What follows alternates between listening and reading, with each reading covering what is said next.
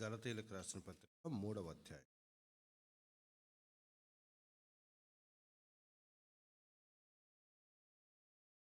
గలతీయులకు రాసిన పత్రిక 3వ అధ్యాయం 23వ వచనం నుంచి 29వ వచనం వరకు ఉన్న సంగతులు మళ్ళీ ఒకసారి జ్ఞాపకం చేసుకుందాము. గలతీ పత్రికలో చాలా ఒక సంక్లిష్టమైన సందర్భాన్ని పురస్కరించుకొని ఈ పత్రిక రాశారు. యూదా మతంలోంచి కొంతమంది దుర్బోధకులు బయలుదేరి, మీరు యేసుక్రీస్తులో విశ్వాసం ఉంచితే ఓకే, ఉంచండి, కానీ యేసుక్రీస్తుతో విశ్వాసం ఉంచడంతో పాటు సున్నతి కూడా పొందండి, ధర్మశాస్త్రపు ఆజ్ఞలను నెరవేర్చండి, సబ్బాతు పాటించండి అని మళ్ళీ ధర్మశాస్త్రంలో ఉన్న కొన్ని పద్ధతుల్ని పాటించమని చెప్తున్నారు. ఇది ప్రమాదకరమైంది. మీరు యేసుక్రీస్తు వారిని విడిచిపెట్టి మళ్ళీ వెనక్కి పద్ధతులకు వెళ్ళిపోవద్దు అని చెప్పడం కోసం ఈ పత్రిక రాయటం జరిగింది. ఒక వ్యక్తి రక్షించబడటానికి కారణం యేసుక్రీస్తు వారి శిలువ మరణం అయినప్పుడు, మళ్ళీ ఆ శిలువ మరణాన్ని పక్కన పెట్టి మళ్ళీ మీరు ఆచారాలు, కర్మకాండలు, బలులు, అర్పణలు, విధులు, విధానాలు, ధూప నైవేద్యాలు, వీటి వైపు వెళ్ళొద్దు. అవి దాటుకొని వచ్చేసారు, మీరు మళ్ళీ వెనక్కి వెళ్తానంటారేంటి అని రాసిన పత్రిక. దానికి ఇక్కడ కొన్ని ఉదాహరణలు ఉన్నాయి. నేను 4వ వచనం కూడా 4వ అధ్యాయంలో ఒక వచనం కూడా చదివి మళ్ళీ వెనక్కి వద్దాము. 4:1 మరియు నేను చెప్పునదేమనగా వారసుడు అన్నిటికీ కర్తయ్య ఉన్నాడు, బాలుడై ఉన్నంత కాలము అతనికి దాసునికి ఏ భేదమును లేదు. 2 మాటలు చెప్తున్నాడు. దాసుడు, కుమారుడు. ఉదాహరణకి యూదుల, అంటే సంపన్న యూదుల ఇళ్లలో ఉండే ఒక అట్మాస్ఫియర్ చెప్తున్నాడు. నా మాటలు అర్థం చేసుకోండి. ఒక ఇంట్లో మంచి ఆస్తిపరుడైన ఒక తండ్రి ఉన్నాడు. ఆయనకు ఒక కొడుకు ఉన్నాడు. ఆ కొడుకుకి చదువు చెప్పాలా వద్దా? చదువు చెప్పడానికి ఎవరన్నా ట్యూషన్కి పెట్టాలా వద్దా? ఆ ట్యూషన్ మాస్టర్ చెప్పే మాటలు ఈ అబ్బాయి వినాలా వద్దా? ఆ ట్యూషన్ మాస్టర్కి ఈ కుమారుడు లోబడాలా వద్దా? లోబడాలి. యుక్త వయసు వచ్చే వరకు ఇతను నేర్చుకోవాల్సిందే. మైనార్టీ తీరిపోయాక, యుక్త వయసు వచ్చాక ఈ ఆస్తికి ఇతనే వారసుడు అని తండ్రి ప్రకటించే వరకు అతను లోబడి ఇంట్లో వాళ్ళు చెప్పిన పనులు చేస్తూనే ఉంటాడు. అలా లోబడి ఆ పనులు చేస్తున్నంతకాలం ఇంట్లో పనిచేసే కుర్రోడికిను ఈ కొడుక్కి పెద్ద తేడా అనిపించదు, ఎందుకంటే ఇద్దరు చెప్పిన మాట వినాలి. కానీ సడన్గా ఒక సందర్భం వస్తుంది, ఈ కుమారుడు ఏమవుతాడు? వారసుడు అవుతాడు, ఆస్తికి వారసుడు అవుతాడు. తన తండ్రి స్వాస్థ్యం అంతటికీ ఇతనే ఆస్తికర్త అవుతాడు. సో కుమారత్వానికి దాసుడిగా ఉండటానికి తేడా ఉంది. ఇద్దరు ఒకటే అని మీరు అనుకుంటే పొరపాటు. కుమారుడు తాత్కాలికంగా నేర్చుకుంటున్నాడు, తర్వాత యుక్త వయసు రాగానే తన ఆస్తిపరుడు వారసుడు అవుతాడు. బానిస, ఇంట్లో పనిచేసే పనివాడు ఎప్పటికీ పని చేస్తూనే ఉంటాడు. అతని యుక్త వయసు రాగానే అతను ఎవరు విడిపించేయరు, అతనికి ఏం ఆస్తి ఎవరో కట్టబెట్టరు, ఎందుకు? అతని కుమారుడు కాదు. 4వ అధ్యాయంలో ఈ పోలికలు చెప్తున్నాడు అనమాట. సువార్తలో ఉన్న ప్రధానమైన ఒక సత్యం ఏంటంటే, మనం విశ్వసించినప్పుడు మనం ఏమయ్యాం? మన దేవుల్లో విశ్వసించినప్పుడు మనం ఏమయ్యాం? దేవుని కుమారులయ్యాం. చూపించాలా వచనం? 4వ అధ్యాయం 4వ వచనం. అయితే 4-5 కలిసి ఉన్నాయి. అయితే కాలం పరిపూర్ణమైనప్పుడు దేవుడు తన కుమారుని పంపెను. ఆయన స్త్రీ యందు పుట్టి మనము దత్తపుత్రులము కావాలని ధర్మశాస్త్రమునకు లోబడి ఉన్న వారిని విమోచించుటకై ధర్మశాస్త్రమునకు మనం దత్తపుత్రులం కావాలని ఆయన మన కోసం భూమి మీదకి వచ్చి మరణించి మనల్ని విమోచించాడు. 6వ వచనం. మరియు మీరు కుమారులై ఉన్నందున నాయనా తండ్రి అని మొరపెట్టు తన కుమారుని ఆత్మను దేవుడు మన హృదయములలోనికి పంపెను. కాబట్టి నీవిక దాసుడువు కావు, కుమారుడవైతే దేవుని ద్వారా వారసుడువే. మారు మనసు పొందినప్పుడు మనకి ఎటువంటి హోదా వస్తుందో చెప్తున్నాడు. మీరు ఈరోజుకు మీ పాత జీవితానికి బానిసలు, మీ పాప స్వభావానికి బానిసలు, లోకానికి బానిసలు. ఇప్పుడు మీరు రక్షించబడ్డారు. దేవుడు మిమ్మల్ని తన బిడ్డలుగా స్వీకరించాడు. మనందరికీ తెలుసు, యోహాను సువార్తలో ఉంటుంది, తనని అందరూ అంగీకరించరు వారందరికీ దేవుని పిల్లలగుటకు అధికారం అనుగ్రహించాడు. మనం దేవుని పిల్లలమయ్యాం. దేవుని పిల్లలమయ్యాం అని అనగానే వారసులమే. ఇప్పుడు ఎందుకు ఈ పోలిక చెప్తున్నాడంటే, మీరు కుమారుడిగా ప్రకటించబడిన తర్వాత ఎవరైనా వెనక్కి నేను బానిసలాగా ఉంటాను, ఈ పోస్ట్ నాకు వద్దు, అదే బాగుంది, చక్కగా ఆ పని ఈ పని చేసుకుంటూ బతుకుతాను ఎవరైనా అంటారా? అనరు. యేసుక్రీస్తు వారిని విడిచిపెట్టి మళ్ళీ వెనక్కి యోధా మతంలోనికి వెళ్ళటం అంటే అర్థం ఏంటంటే, కుమారత్వాన్ని విడిచిపెట్టి బానిసగా ఉండటానికి వెళ్ళటం. 5:1 ఈ మాట చెప్పాడు. గలతీ 5:1 ఏమన్నాడు చూస్తారా? కాబట్టి ఈ స్వాతంత్రము అనుగ్రహించి, ఏంటి స్వాతంత్రం చెప్పండి? కుమారుడిగా ఉండే ఒక స్వాతంత్రం వచ్చి, మొన్నటి వరకు బానిసగా ఉన్నాడు, ఇప్పుడు అతను కుమారుడిగా ప్రకటించాడు. ఇప్పుడు ఇతనికి స్వేచ్ఛ ఉంది. ఆ ఇంట్లో ఏమైనా చేస్తాడు, ఆ ఇంటి మీద ఇతను వారసుడయ్యాడు. కానీ నేను ఎప్పటిలాగా ఆ పనులే చేస్తానంటే ఏమనాలి? 3వ అధ్యాయంలో ఇంకొక మంచి ఎగ్జాంపుల్ ఉంది. 3వ అధ్యాయంలో ఇందా మనం చదువుకున్న దాంట్లో మనం ప్రారంభించిన వాక్య భాగం 3వ అధ్యాయంలో 24వ వచనం. కాబట్టి మనము విశ్వాస మూలమున నీతిమంతులమని తీర్చబడినట్లు క్రీస్తు నొద్దకు మనలను నడిపించుటకు ధర్మశాస్త్రము మనకు బాలశిక్షకుడు ఆయన. బాలశిక్షకుడు ఆయన అంటే అర్థం ఏంటి? బాలశిక్ష పేరున్నారు ఎప్పుడైనా? పెద్ద బాలశిక్ష, చిన్న బాలశిక్ష అని కూడా వచ్చిన తర్వాత. ఇదివరకు మా చిన్నప్పుడు పెద్ద బాలశిక్ష అనే పుస్తకం షాపుల్లో అమ్మేవాళ్ళు. దేనికోసం అంటే, స్కూల్లో జాయిన్ అవ్వటానికి ముందు ఇంట్లోనే నేర్పించి పంపించమని. అక్కడికి వెళ్ళి ఆ టీచర్ చెప్తా ఉంటే వీడు మళ్ళీ బిత్తర చూపులు చూసి కంగారు పడి ఏం చెప్తున్నారా అని అనుకోకుండా కొన్ని నేర్పించి, ఇప్పుడు మన ఇళ్ళల్లో నేర్పిస్తూ ఉంటారు తల్లులు, ముందే ABCDలు నేర్పించేస్తున్నారు పిల్లలకి. ఎందుకు? స్కూల్లోకి వెళ్ళాక వాళ్ళు ఈజీగా కనెక్ట్ అవ్వాలి. బాలశిక్షకుడు అంటే ఒక ఆయన ముందే నేర్పిస్తాడు, కొంత నేర్పించాక వేరే చోటకి తీసుకెళ్ళి జాయిన్ చేస్తారనమాట. మీకు మీ భాషలో అర్థం అవటానికి ఒక ఉదాహరణ చెప్తాను. ప్రైమరీ స్కూల్స్, హై స్కూల్స్ అని ఉండేవి. 5వ తరగతి అయ్యాక ఏం చేసేవాళ్ళు?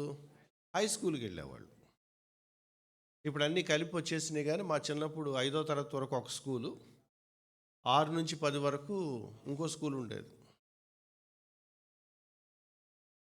Primary school, upper primary school, రకరకాల పేర్లు ఉండేవి. మీకు ఒక ఎగ్జాంపుల్ చెప్తాను. 5వ తరగతిలో ఒక మంచి టీచర్ ఉన్నాడు అనుకోండి, లెక్కల టీచరు. నా మాటలు అర్థం చేసుకోండి. 5వ తరగతిలో మంచి టీచర్ ఉన్నాడు. ఆ టీచరు మీకు మీ అబ్బాయికి బాగా నచ్చాడు. చాలా మంచి ఆయనండి, బాగా చెప్తాడు, మా పిల్లల్ని బాగా పట్టించుకున్నాడు, కాబట్టి మేము హై స్కూల్కి వెళ్ళమండి, 5వ తరగతిలోనే ఉంచుతామండి, మేము ఇక్కడే ఉంటామండి అని అంటే ఏమనాలి? చెప్పండి, ఏమనాలి? అదేంట్రా 5వ తరగతి అయిపోయింది, ఇప్పుడు నువ్వు ఎక్కడికి వెళ్ళాలి? 6వ తరగతికి వెళ్ళాలి, హై స్కూల్కి వెళ్ళాలి, నువ్వు అక్కడ జాయిన్ అవ్వు వెళ్ళి, ఇక్కడ అయిపోయింది నీ కోర్సు అంటే, లేదండి ఇక్కడే బాగుందండి అని అంటే ఏమనాలి? పోనీ మీరు అలా అన్నారనుకోండి, ఆ టీచర్ ఏమనాలి? ఒరే బాబు, నేను ఏదో ఎంతవరకు చెప్పగలను, 5వ తరగతి వరకే చెప్పగలను, 6, 7, 8, 9, 10 లెక్కలు నాకు కూడా పెద్దగా రావు, నేను 5 వరకే సరిపోతాను. మీరు ఉన్నతమైన చదువులు చదవాలంటే మీరు ఎక్కడికి వెళ్ళాలి? ఉన్నతమైన వైపు వెళ్ళాలి, ఉన్నత విద్య వైపు వెళ్ళాలి. మీరు ప్రైమరీ స్కూల్లోనే ఉంటారంటే కుదరదు. ధర్మశాస్త్రాన్ని దేంతో పోల్చాడు? బాలశిక్షకుడితో పోల్చాడు. ఇప్పుడు చూడండి, ఆ వచనం 24వ వచనం. కాబట్టి మనము విశ్వాస మూలముగా నీతిమంతులము అవ్వాలని, లేకపోతే నీతిమంతులుగా తీర్చబడాలని క్రీస్తునొద్దకు మనలను ఏంటంట? క్రీస్తునొద్దకు మనలను నడిపించుటకు ధర్మశాస్త్రం మనకు బాల శిక్షకుడు. ఈ బాల శిక్షకుడట, అంటే ధర్మశాస్త్రం అట మనకి కొన్ని సంగతులు నేర్పించి మళ్ళీ ఎవరి దగ్గర పంపిస్తుందట? క్రీస్తునొద్దకు పంపిస్తుందట. ఒక ఆయన చాలా బ్యూటిఫుల్గా దీన్ని ఇలా పోల్చాడు. ఆ ట్యూటరు నీకు చెప్పాల్సిందే చెప్పి, లేకపోతే ఆ తల్లిదండ్రులు ఇంటి దగ్గర నీకు నేర్పించాల్సింది నేర్పించి, వీడు చేయి పట్టుకొని నడిపించుకొని వచ్చి ఇంకో స్కూల్లో జాయిన్ చేస్తున్నారు, హై స్కూల్లో. మరి బాబు, ఇక్కడ నువ్వు ఇంకా ఎక్కువ నేర్చుకో, మా దగ్గర నేర్చుకోవాల్సింది ఏదో కొంత అయిపోయింది, అసలు చదువు నువ్వు ఇక్కడ నేర్చుకో. సో ఈ గార్డియన్, లేకపోతే ఈ ట్యూటర్, ఈ బాల శిక్షకుడు క్రీస్తునొద్దకు నడిపించాలి, క్రీస్తు దగ్గర నిన్ను జాయిన్ చేసి ఆయన వెనక్కి వెళ్ళిపోవాలి. ఇప్పుడు యేసుక్రీస్తు వారు నమ్ముకున్న తర్వాత మళ్ళీ వెనక్కి వెళ్ళి ధర్మశాస్త్రాన్ని ఆచరించడం అంటే అర్థం ఏంటంటే, మళ్ళీ ఎల్కేజీలో జాయిన్ అవ్వటమే. అది ఏమాత్రం బుర్రన్నవాడు చేసే పని కాదు. మీకు ఏం జరిగిందో మీరు అర్థం చేసుకోండి. మీరు నెక్స్ట్ లెవెల్కి వెళ్ళారు. ఇప్పుడు చూడండి 23వ వచనం. విశ్వాసము వెల్లడి కాకముందు ముందుకు బయలుపరచబడబోవు విశ్వాసములు అవలంబింపవలసిన వారముగా. విశ్వాసం వెల్లడి కాకముందు, విశ్వాసము వెల్లడి అయితే ఏమేమి పద్ధతులు పాటించాలో మనకి తెలియనప్పుడు ధర్మశాస్త్రాన్ని వాళ్ళు పాటించారు. ఇప్పుడు యేసుక్రీస్తు వారు వచ్చేసారు. యేసుక్రీస్తు వారు శిలువలో మరణించారు, తిరిగి లేచాడు. విశ్వాసం ఉంచటం అనే ఒక ప్రక్రియ ప్రారంభమైంది, అంటే వెల్లడైంది. విశ్వాసం ఉంచడం ద్వారా నీతిమంతులుగా తీర్చబడతారనే సందేశం ప్రపంచానికి ఇప్పుడు దేవుడు ప్రకటిస్తున్నాడు సువార్త ద్వారా. క్రియల ద్వారా ఎవరు రక్షించబడరు, కృపచేతనే విశ్వాసం ద్వారానే రక్షించబడుతున్నారు. నేను ఎలా రక్షించబడతాను? నేనేం ప్రయత్నాలు చేయవసరం లేదు, నేను విశ్వాసం ఉంచితే చాలు. సో ధర్మశాస్త్ర క్రియలను దాటి విశ్వాసం ఉంచితే రక్షించబడతారనే ఒక ఉన్నత స్థాయికి మీరు వెళ్తున్నప్పుడు మళ్ళీ వెనక్కి రావద్దు.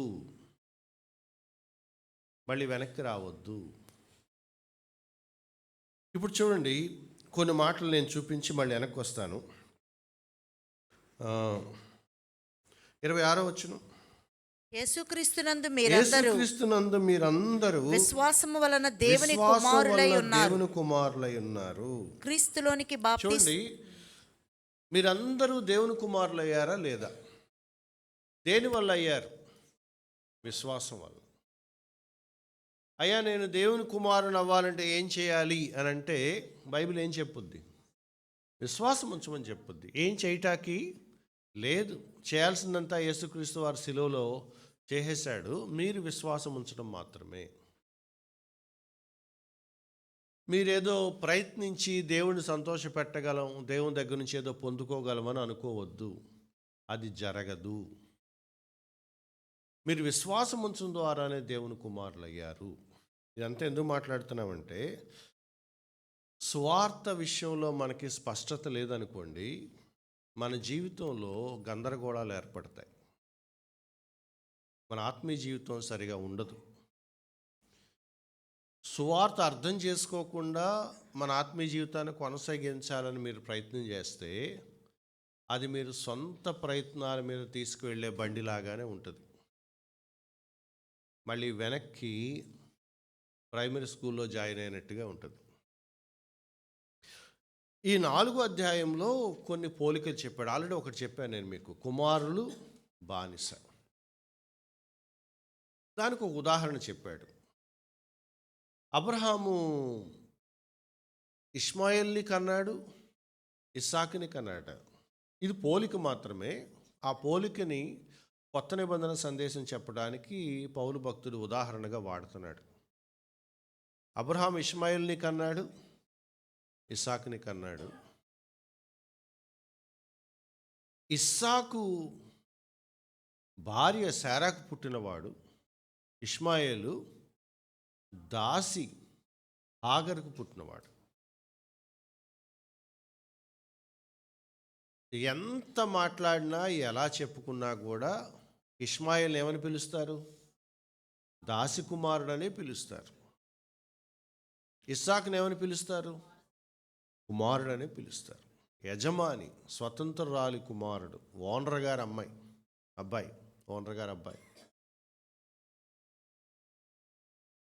ఇంకొక మర్మం ఉందంట అక్కడ. అబ్రహాం చేసింది తప్పే, బైబిల్ ఎప్పుడు దాన్ని సమర్థించట్లేదు. అబ్రహాం చేసింది తప్పే.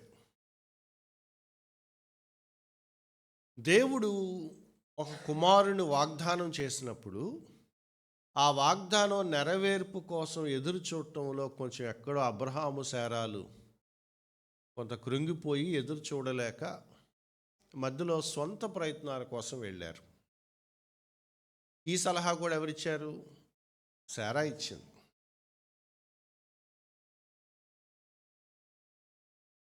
సంహౌ హాగరుకు కొడుకు పుట్టాడు.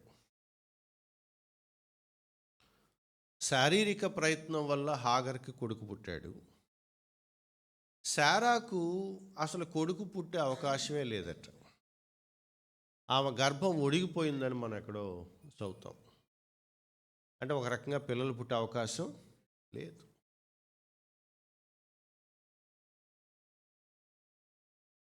వాగ్దానం మూలంగా పుట్టాడు కాబట్టి, దేవుడు వాళ్ళకి మాటిచ్చాడు కాబట్టి ఇస్సాకు పుట్టాడట. నా మాటలు అర్థం చేసుకోండి. సొంత ప్రయత్నాల ద్వారా వచ్చిన ఫలితం దాసుడు అనిపించుకుంటున్నాడు. దేవుడు వాగ్దానం ద్వారా వచ్చిన కొడుకు ఏమని పిలుస్తున్నారు? కుమారుడు అని పిలుస్తున్నారు. దీన్ని సువార్తకు పోల్చి చెప్తున్నాడు పౌలు భక్తుడు. మీరు స్వప్రయత్నాలతో మీ విశ్వాస జీవితాన్ని ముందు తీసుకువెళ్ళాలని చూస్తే మీరు ఇంకా బానిసత్వంలోనే ఉన్నారు. మీరు ట్రై చేస్తూ ఉంటారు, జరగదు. మీరు విశ్వాసం ఉంచినప్పుడు ఆయన మిమ్మల్ని ఏం చేస్తున్నాడు? తన కుమారులుగా స్వీకరిస్తున్నాడు. మీరు ఎప్పుడైతే కుమారులు అని పిలువబడతారో మీరు స్వతంత్రులు, మీరు బానిసలు కాదు. ఎందుకు ఇది మాట్లాడుతున్నామంటే, క్రైస్తవ జీవితంలో మనం అర్థం చేసుకోవాల్సిన సంగతి ఒకటి ఉంది. నేను భక్తిగా ఉండాలి అని మీరు అనుకొని లాక్కెళ్తారు చూసారా, అది మీరు లాక్కెళ్ళే బండే. అది రాదు, మీరు ముందుకెళ్ళరు. అది శరీర లేకపోతే శారీరక ప్రయత్నాల వల్ల ప్రయత్నించే ఆత్మీయ జీవితం, శరీరానుసారమైన ప్రయత్నాల వల్ల ఉండే ఆత్మీయ జీవితం. సాధు సుందర్ సింగ్ అనే భక్తుడు ఒకసారి ఆ హిమాలయ ప్రాంతాల్లో సంచరిస్తూ ఉంటే ఒక ఋషి కనపడ్డాడట. ఒంటి కాలు మీద తపస్సు చేస్తున్నాడట. ఒక చెయ్యి పైకెత్తేశాడట. ఒక ఒంటి కాలు మీద నిలబడ్డాడు, ఒక చెయ్యి పైకెత్తేసాడు, తపస్సు చేస్తున్నాడు. ఈయన వెళ్ళి అడిగాడట, అయ్యా మీరు ఎంతకాలంగా తపస్సు చేస్తున్నారు అని. 18 సంవత్సరాలుగా చేస్తున్నా అన్నాడట. 18 సంవత్సరాలుగా ఒంటి కాలు మీద చేస్తున్నారా అన్నాడట. 18 సంవత్సరాలుగా ఒంటి కాలు మీద చేస్తున్నా అన్నాడట. ఈయన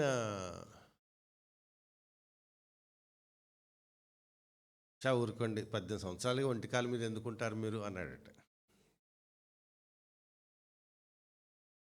లేదు 18 సంవత్సరాలుగా ఒంటి కాలు మీద తపస్సు చేస్తున్నా అన్నాడు. సాధు సుందర్ సింగ్ భక్తుడు వదలలేదట. మరీ అట్లా ఉండదు, 18 సంవత్సరాలు అంటే ఒకసారన్నా కాలు తీసి పెట్టాలి కదా, అలా నిలబడాలంటే కష్టం కదా. లేదు 18 సంవత్సరాలు చెప్తున్నాగా అన్నాడు. నాకు డౌటేనండి, మధ్య మధ్యలో కాలకృత్యాలు తీర్చుకోవటానికైనా కాలు దించాలి కదా అన్నాడట.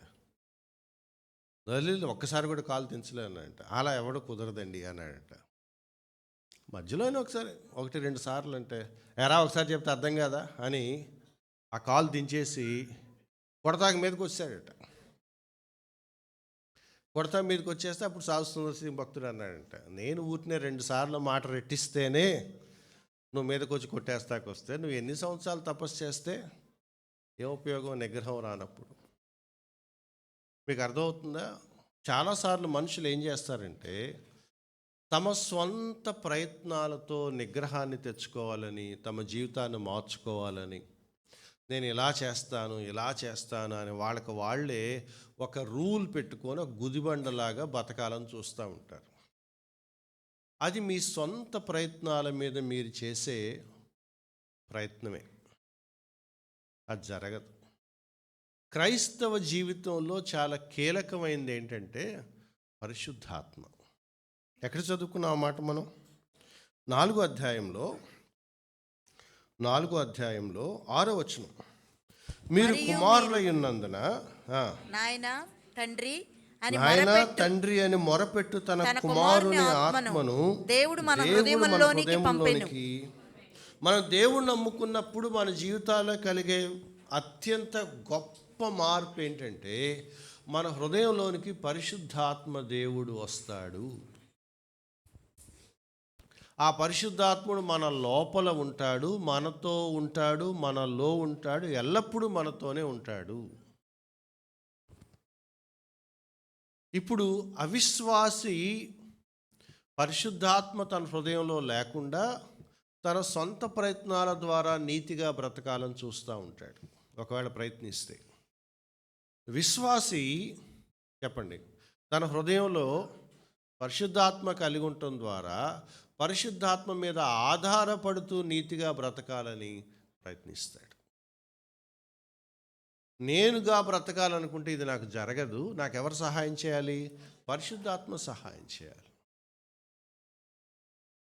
ఈ తేడా తెలియనప్పుడు క్రైస్తవ జీవితం ఏమైపోద్దంటే ఈ బరువు నేను మొయ్యాలి అనుకుంటాడు. మా చిన్నప్పుడు సండే స్కూల్లో ఒక ఎగ్జాంపుల్ చెప్పేవాళ్ళు. ఒక ఆయన ట్రైన్ ఎక్కాడట 2-3 సూట్ కేసులు తీసుకొని. ట్రైన్ ఎక్కి ఆ 2-3 సూట్ కేసులు ఒళ్ళో పెట్టుకొని కూర్చుంటున్నాడంట. ఎందుకు పక్కన పెట్టచ్చుగా అన్నాడంట ఒక ఆయన. ఎందుకండి మళ్ళీ బరువు అన్నాడంట. ఎవరికి బరువు? ట్రైన్కా? అంటే ఆయన ఫీలింగ్ అన్నమాట. పాపం ఇప్పటికే నన్ను మోస్తున్న 60 కేజీలు 70 కేజీలు, మళ్ళీ ఈ కూడా కింద పెడితే ట్రైన్కి బరువు ఎక్కువైపోద్ది అని అతనికి ఏం అర్థం కాలేదు. ఆ ట్రైన్ పద్ధతి ఏంటో అర్థం కాల. అవన్నీ మోసుకొని ఎక్కినప్పుడే ట్రైన్ మోస్తుంది, అవి ఎక్కడ పెట్టినా కూడా ట్రైనే మోస్తుంది. నువ్వెందుకు మోయాలి అనవసరంగా? దాన్ని పక్కన పెడితే నువ్వు స్వేచ్ఛగా ఉంటావు, నువ్వు తేలిగ్గా ఉంటావు. ఆ బరువును మోసే ప్రక్రియను మీరు భక్తి అని అనుకుంటే పొరపాటు. క్రైస్తవ జీవితంలో ఏదో పెద్ద బరువు మోస్తున్నట్టుగా బతికేస్తూ చాలా డిసిప్లైన్డ్ అయినని మీరు అనుకుంటే మిమ్మల్ని మోసం చేసుకుంటున్నారు. ఆయన పిలిచాడు, నా కాడి సులువైనది, చాలా తేలిగ్గా ఉంటుంది, హ్యాపీగా రండి. ప్రయాసపడి భారం మోస్తున్నారా, నేను మీకు విశ్రాంతినిస్తాను. ఎవరితో అన్నాడట ఆ మాటలు? శాస్త్రులు పరిసయ్యులతో అన్నాడట. వాళ్ళు రకరకాల రూల్స్ పెట్టుకొని పెద్ద బరువు మోస్తున్నారు. వాళ్ళు ప్రయాసపడి భారం మోస్తున్నారా? మీరు నా దగ్గరికి రండి, నేను మీకు విశ్రాంతిని ఇస్తాను. మీరు ఏదేదో ట్రై చేయొద్దు. అలా ఉండాలి, ఇలా ఉండాలి, ఇలా ఉండాలి, మీకు మీరు పెద్ద వెయిట్ పెట్టుకోవద్దు. ఆ సిస్టంలో మీకు మీరు మునిగిపోయి నలిగిపోతారు. ఇక్కడ ప్రధానమైంది ఏంటంటే, నేను దేవుని కుమారుడను, పరిశుద్ధాత్మ నాకు అనుగ్రహించబడ్డాడు, ఇప్పుడు నేను కుమారుడిలాగా జీవిస్తాను, పరిశుద్ధాత్మ మీద ఆధారపడుతూ జీవిస్తాను. భయంగా ఒక గిల్ట్తో ఏం చేస్తే ఏమవుద్దో, ఎలా అయితే ఏమవుద్దో. కొంతమంది చూడండి, బ్రదరు కార్తీక దీపం చూడొచ్చా అని అడిగే దగ్గరే ఉన్నారు ఇంకా చాలామంది. సరిగా చెప్పాలంటే వాళ్ళకి సువార్త అర్థం కాలేను అని అర్థం. లేకపోతే ఆ క్వశ్చన్ వాళ్ళు అడగరు. ఎందుకని? చూడొచ్చా, చూడకూడదా, తినచ్చా, తినకూడదా, చేయొచ్చా, ఈ రూల్స్ మాట్లాడుతున్నావంటే నువ్వెవరివి? ఇలా అన్నారా, ఇలా అన్నారా, ఈ రూల్స్ అంటే నువ్వు ధర్మశాస్త్రపు పద్ధతిలోనే ఆలోచిస్తున్నావు. ఇంట్లో వంటగదిలోకి వెళ్ళి కాఫీ పెట్టుకోవచ్చా, పెట్టుకోకూడదా అని ఎవరు అడుగుతారు ఇంట్లో వాళ్ళని? చెప్పండి. బయట వాళ్ళు అడుగుతారు, ఇంట్లో వాళ్ళు అడగరు. ఇప్పుడు నేను ఈ ఉదాహరణ చెప్పాను, మీరు సీరియల్ ముందు కూర్చోమాకండి. నా బాధ అదే, అసలు తీసుకోరు. స్వేచ్ఛ గురించి మాట్లాడుతున్నాను. క్రైస్తవుడు లోకానుసారమైన రూల్స్ పెట్టుకొని బ్రతకడు, పరిశుద్ధాత్మ ఇచ్చే స్వాతంత్రాన్ని బట్టి బ్రతుకుతాడు. ఇది చేయాలా వద్దా అనేది సంకేతం ఎవరిస్తారు? పరిశుద్ధాత్మ ఇస్తాడు. ఎవరో నాకు ఆ రూలు చెప్పవసరం లేదు. ఎందుకు నువ్వు తింటలేదు? నేను వద్దనుకుంటున్నాను, నాకు తినబుద్ధి కావట్లేదు, నా మనసుకి అది వద్దనిపిస్తుంది, నాకు అటువంటి నడిపింపు అనిపిస్తుంది, నేను వద్దనుకుంటున్నాను, నేను అక్కడికి రాను. ఎందుకు రారు? నాకు అట్లా అవి నాకు ఇష్టం లేదు. అంటే నేను రూల్స్ బట్టి వెళ్ళట్లేదు, స్వభావాన్ని బట్టి వెళ్తున్నాను. నా లోపల ఉన్న పరిశుద్ధాత్మ నన్ను నీతిగా నిర్ణయాలు తీసుకునేలాగా నన్ను ప్రేరేపిస్తూ ఉంటాడు. నా మాటలు మీకు అర్థమవుతున్నాయి అనుకుంటున్నాను. క్రైస్తవ జీవితంలో బలవంతంగా ఒక ఋషుల్లాగా ఒక రూల్స్ పెట్టుకొని కఠోరమైన తపస్సు చేయాల్సిన అవసరం లేదు. బైబిల్ చెప్తున్న మెసేజ్ పూర్తి భిన్నమైనది. క్రియల ద్వారా మీరు రక్షించబడరు. రక్షించబడిన తర్వాత బలవంతంగా ఒక దాసుడిలాగా కొన్ని రూల్స్ పెట్టుకొని, మేము దేవుడు నమ్ముకున్నాం కదండి, మరి ఏం చేయాలి, తప్పదు, మాకు బోలెడన్ని రూల్స్ ఉంటాయి అని ఒక ఏడుపు మొహం పెట్టుకొని, అది కుమారుడు లక్షణం కాదు. అది కుమారుడు ఇంట్లో ఇష్టంగా తిరుగుతాడు, ఇష్టంగా పనులు చేస్తాడు. అది నా ఇల్లు, నేనే దీనికి వారసుని, నేనే దీన్ని కాపాడుకోవాలి. కుమారుడు బాధ్యతగా ఉంటాడు. కుమారుడు తనకు అప్పగించిన స్వాస్థ్యాన్ని నిలబెట్టుకోవాలని పని చేస్తాడు. ఇదంతా మనం ఎందుకు మాట్లాడుతున్నామంటే, నేను ముగింపుకు వచ్చేస్తున్నాను. 26 వచనం, 3:26, యేసుక్రీస్తునందు మీరు విశ్వాసం వలన దేవుని కుమారులై ఉన్నారు, క్రీస్తులోనికి బాప్తిసం పొందారంటే యేసుక్రీస్తు వారు మీరు ఇప్పుడు ఒకటే, ఏకమై ఉన్నారని చెప్పడానికి ఆ పదం వాడాడు. మీరందరూ క్రీస్తును ధరించుకొని ఉన్నారు. చూడండి, ఇప్పుడు ఏమో ఇందాక 4వ అధ్యాయంలోనేమో మీరు పరిశుద్ధాత్మను పొందుకున్నారు మీ లోపల, ఇప్పుడు యేసుక్రీస్తును మీరు ధరించుకున్నారు. అంటే మీరు మీ ఆలోచనలు ప్రభువులాగా ఉండాలి, మీ ప్రవర్తన ప్రభువులాగా ఉండాలి, మీ ఆలోచనలు పరిశుద్ధాత్మానుసారంగా ఉండాలి. ఇప్పుడు చూడండి, ఎప్పుడైతే మీరు క్రీస్తుని ధరించుకున్నారో, 28వ వచనం, యూదుడని గ్రీసు దేశస్థుడని లేదు. అంటే ఏ భేదాలు ఉండకూడదు. ఇక యూదుడు, గ్రీసు దేశస్థుడు, ప్రాంతీయ భేదాలు ఉండకూడదు, జాతి భేదాలు ఉండకూడదు. మీరు యూదులు కదా, మేము గ్రీసు వాళ్ళం కదా, మీది ఆ దేశం కదా, ఇది మా దేశం కదా. ఉండకూడదు.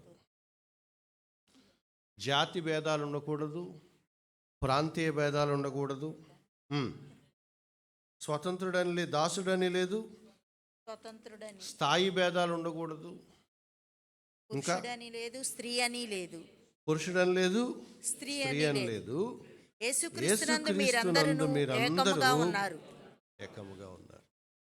నీకు నిజంగా సువార్త అర్థమైతే, నువ్వు నిజంగా పాత పద్ధతుల నుంచి విడుదల పొందిన వాడివైతే, నువ్వు నిజంగా నీ లోపల పరిశుద్ధాత్మను కలిగి ఉంటే, నిజంగా యేసుక్రీస్తు నువ్వు ధరించుకున్నాను అని నువ్వు అనుకుంటే, అటువంటి విశ్వాసం నీకుంటే, ఇటువంటి భేదాలు నువ్వేమి పాటించవు. మనం ఎంత ఘోరంగా ఉన్నాయంటే మన సంఘాల పరిస్థితులు, ఇంకా వీటి దగ్గరే కొట్టుకుంటున్నాం మనం. మా వాళ్ళు, మీ వాళ్ళు, మా వాళ్ళు, మీ వాళ్ళు. మీకంటే ఆర్థికంగా తక్కువ స్థాయి వాళ్ళు కనపడితే వాళ్ళని పలకరించడానికి మీరు నోరు రావట్లేదా? సిగ్గుపడాలి, సిగ్గుపడాలి. వేరే కులం వాళ్ళు అనగానే మీ మొహంలో రంగులు మారుతుంటే సిగ్గుపడాలి. మా ఊరు, మీ ఊరు, మా కులం, మీ కులం, మా జాతి, మీ జాతి. నేను చదువుకుంటాక యూనివర్సిటీకి వెళ్ళినప్పుడు, యూనివర్సిటీలో అడుగు పెట్టగానే ఒకడు వచ్చి ఫస్ట్ మాట అన్నాడంటే, ఏ ఊరు మీది అన్నాడు. గుడివాడ అన్నాను. ఓ మా జిల్లానే అన్నాడు. ఇంకోటి వచ్చి అడిగాడు, గుడివాడ అన్నాను. మన జిల్లా కాదు పో అంటున్నాడు. అంటే ఏంటి? ప్రాంతీయ భేదం అన్నమాట. నేను యూనివర్సిటీలో చేరిన 2-3 రోజులకి నాకు అర్థమైంది ఏంటంటే, నాతో మాట్లాడేవాడు జిల్లా బట్టో, కులం బట్టో, మతం బట్టో మాట్లాడుతున్నాడు.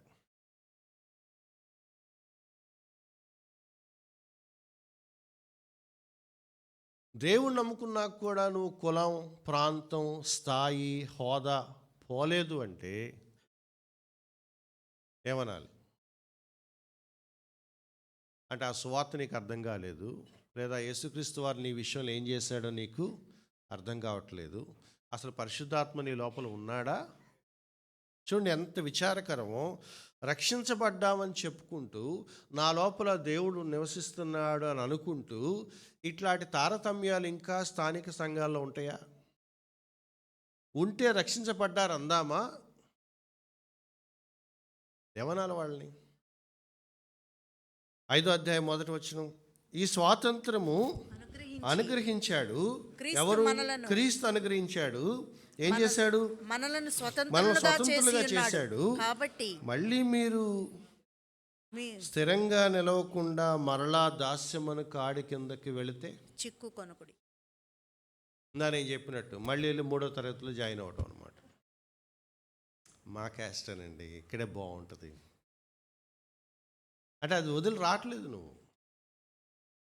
వారసుడిగా తయారవ్వాలనుకున్నవాడు, కుమారుడిగా జీవించాలనుకున్నవాడు ఈ బంధకాలన్నీ తెంపుకొని రావాలి కదా, ఈ దాస్యం అంతటిని వదిలేసి రావాలి కదా, స్వతంత్రుడిగా జీవించాలి కదా.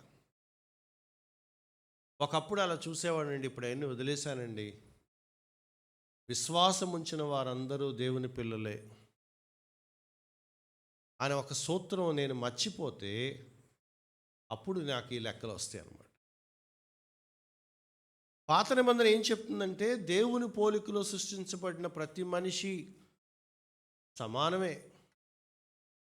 మీరు ఆయన పోలికలో సృష్టించబడ్డారు, నేను ఆయన పోలికలో సృష్టించబడ్డానికి తేడాలు ఏమీ లేవు. కొత్త నిబంధనకు వచ్చేటప్పటికి దేవుని పోలికలో సృష్టించబడటం మాత్రమే కాదు, యేసుక్రీస్తు వారి రక్తంలో కడగబడిన వాళ్ళు అని చెప్తున్న తర్వాత, నువ్వు యేసుక్రీస్తు వారి రక్తంలో కడగబడితే నాకేంటి, నువ్వు పరిశుద్ధాత్మను పొందుకుంటే నాకేంటి, నువ్వు విశ్వాసం ఉంచి నీతిమంతుడు అయితే నాకేంటి, నువ్వు మా క్యాస్ట్ కాదుగా అంటే ఘోరం అన్నమాట. ఘోరం అన్నమాట, సిగ్గుపడాల్సిన విషయం. ఒక ఆయన అన్నాడు, నీ దగ్గర ఇంకా కులం, మతం, ప్రాంతం, డబ్బులు ఈ తారతమ్యాలు వర్గభేదాలు పోలేదంటే నువ్వు నిజంగా రక్షించబడినట్లు కాదు. ఇదే గలతీ పత్రికలో, ఇది కూడా చూపించి ముగిస్తాను. ఇదే గలతీ పత్రికలో 2వ అధ్యాయంలో పేతురు భక్తుడు కొంచెం యూదుల విషయంలో ఒకలాగా ప్రవర్తించాడట, అన్యజనుల విషయంలోను యూదుల విషయంలోను. అంత నేను చెప్పట్లేదు.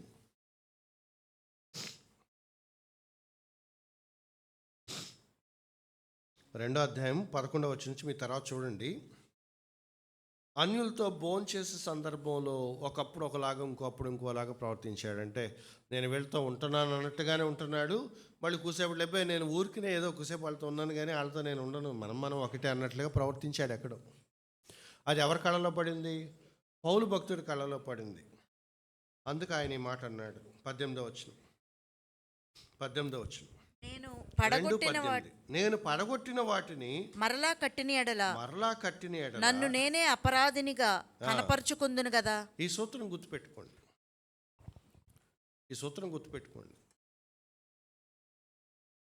ఒక గోడ అడ్డైపోయింది, నీకు నాకు ఆ వేర్పాటు ఉండకూడదు, మనం ఒకటే అని చెప్పి ఆ గోడ పగలగొట్టేశాను. ఇప్పుడు నేను నీ దగ్గర రావచ్చు, నువ్వు నా దగ్గర రావచ్చు. ఇప్పుడు ఏదైతే పడగొట్టానో దాన్ని మళ్ళీ నేను లేపుతున్నానంటే అర్థం ఏంటి? మళ్ళీ నేనే, నువ్వే. తారతమ్యాలు, స్థాయి భేదాలు, ప్రాంత భేదాలు, కులాలు, మతాలు దృష్టిలో పెట్టుకొని గనక దేవుడు మనల్ని ప్రేమించాలంటే అసలు దేవుడు మన దగ్గర అనిస్తాడా? మరి దేవుడు అతన్ని ప్రేమించాడు, నిన్ను ప్రేమించాడు.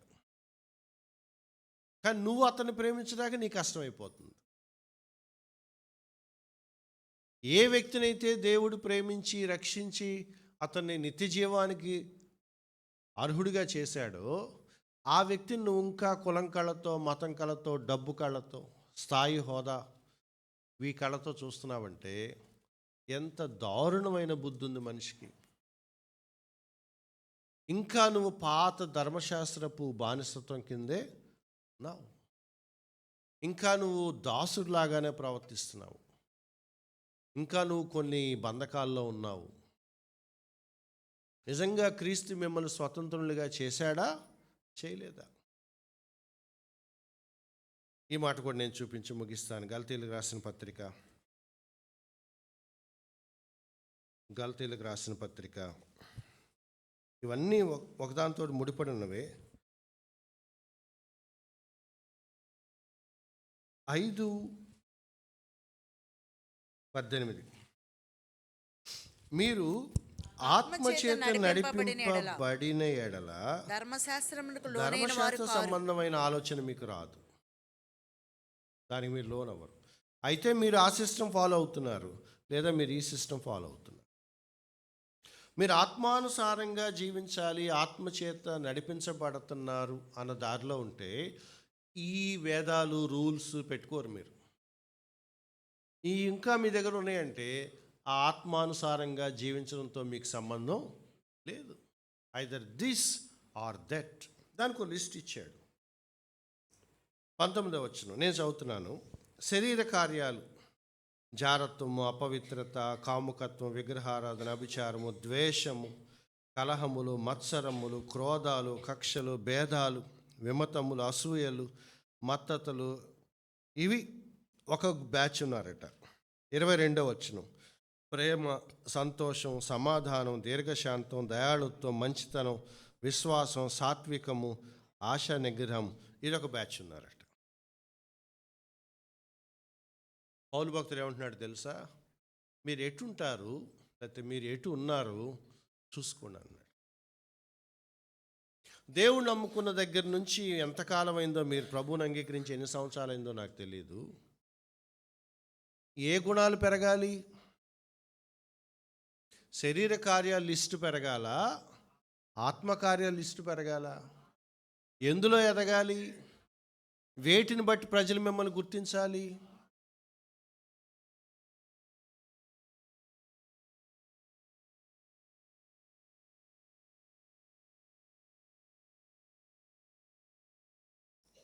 ఈ మాట కూడా చూడండి, 23వ వచనం. ఇట్టి వాటికి విరోధమైన నియమమేదియు లేదు. 22వ వచనం గురించి చెప్తున్నాడు.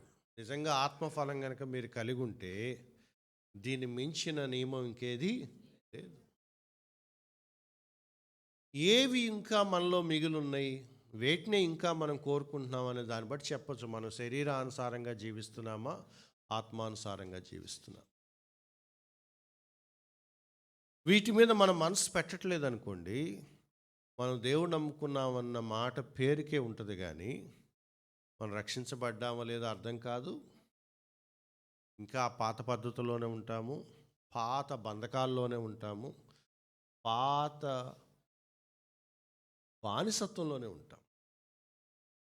అందుకనే కదా చాలామంది ఏమని విమర్శిస్తున్నారు సంఘాలను, వీళ్ళు దేవుణ్ణి నమ్ముకుంటారు కానీ కులం పోదు, వీళ్ళు దేవుణ్ణి నమ్ముకుంటారు కానీ వీళ్ళ లెక్కలు వీళ్ళకున్నాయి, వీళ్ళు దేవుణ్ణి నమ్ముకుంటారు అన్నీ ఏం కావాలో అవన్నీ చేస్తారు కానీ మళ్ళీ ఏం మాట్లాడతారు, దేవుడి పేరు మాట్లాడతారు.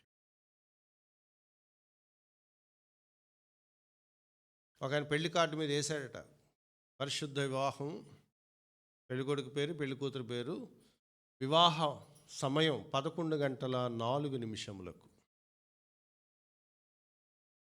ఆ 4 నిమిషాలు ఎందుకు వచ్చింది? ఎవరో ఒక ఆయన చెప్పాడు అనమాట, ఓ పురోహితుడు ఎవరో ఒక ఆయన చెప్పాడు. హెడ్డింగ్ ఏమో పరిశుద్ధ వివాహం, టైమింగు ముహూర్తం అన్నమాట.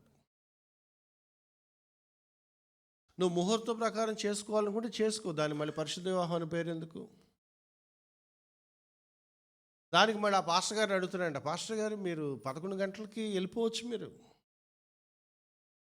11 గంటలకి ఏమైనా పని ఉంటే వెళ్ళిపోవచ్చు, వచ్చి ప్రార్థన చేసి వెళ్ళిపోండి, కార్యక్రమం నడిపి వెళ్ళిపోండి, 11:04కి మేమేం చేయాలో అది మేము చేసుకుంటాం, వెళ్ళిపో అంటాడంట.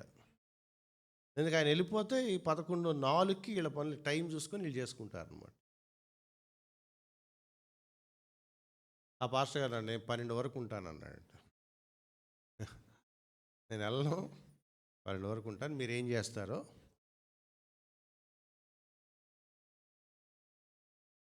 నువ్వు చేసుకోవాలనుకుంటే చేసుకో, దానికి క్రైస్తవ అనే పదం పెట్టకు. కొన్ని నియమాలు, కొన్ని పద్ధతులు, కొన్ని సూత్రాలను పాటించే లెక్కలో సువార్త నీకు అర్థం కాలేదు. సువార్త నీకు అర్థం కాలేదు, నువ్వు విడుదల పొందలేదు. ఇంకా అవి నువ్వు కోరుకుంటున్నావంటే నువ్వు ఉన్నతమైన ఆత్మీయ జీవితాన్ని ఇంకా నువ్వు రుచి చూడలేదు. పరిశుద్ధాత్మను లోపల ఉంటే ఎలా ఉంటుందో నీకు అది ఇంకా అనుభవంలోకి రాలేదు. ఇంకా నువ్వు అలా చేయొచ్చా, ఇలా చేయొచ్చా, ఇలా చేసి ఎలా కవరప్ చేసుకోవాలి దగ్గర ఆగిపోయావంటే సువార్త నీకు అర్థం కాలేదు. నేను ముగిస్తున్నాను. నిజంగా మనం దేవుని పిల్లలమైతే దేవుని పిల్లల్లాగా ప్రవర్తిస్తాము, లేదా దాసుల్లాగా ప్రవర్తిస్తాము. మనం ఇంకా బానిసత్వంలో ఉన్నామా, లేదా ఆత్మానుసారంగా కుమారులమై స్వతంత్రులుగా ఉన్నామా పరిశీలించుకుందాం. తల వంచి ప్రార్థన చేసుకుందాం.